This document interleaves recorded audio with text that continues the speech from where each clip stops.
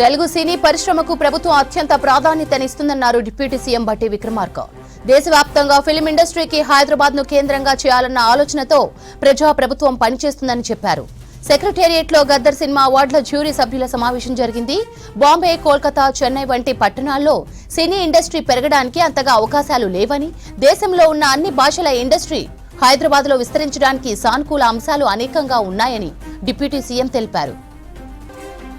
సకల భాషల సినీ ఇండస్ట్రీలు హైదరాబాద్ కు తరలి వస్తే రాష్ట్ర యువతకు, టెక్నీషియన్లు, రైటర్లు, డైరెక్టర్లకు ఉపాధి లభిస్తుందన్నారు బట్టి.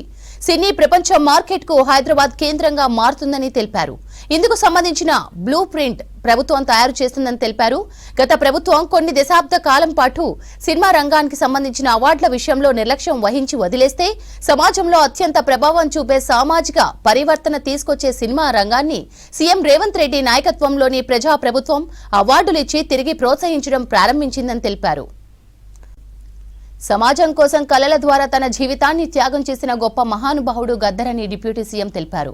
తెలంగాణ అంటే కళలు, విప్లవం, ప్రశ్నించడం, సున్నిత మనసుతో, ప్రేమానురాగాలతో కూడినదని, తెలంగాణ కళలు, సంస్కృతిని ప్రపంచానికి చాటిన గొప్ప వ్యక్తి గద్దరని తెలిపారు.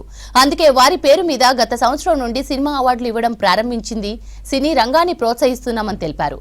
ప్రతిభ, పారదర్శకత లే ప్రమాణంగా సినిమా అవార్డుల ఎంపిక ఉంటుందని, గత సంవత్సరం జ్యూరీ సభ్యుల అవార్డుల ఎంపికను గొప్పగా నిర్వహించి అభినందనలు పొందిన విషయాన్ని డిప్యూటీ సీఎం గుర్తు చేశారు.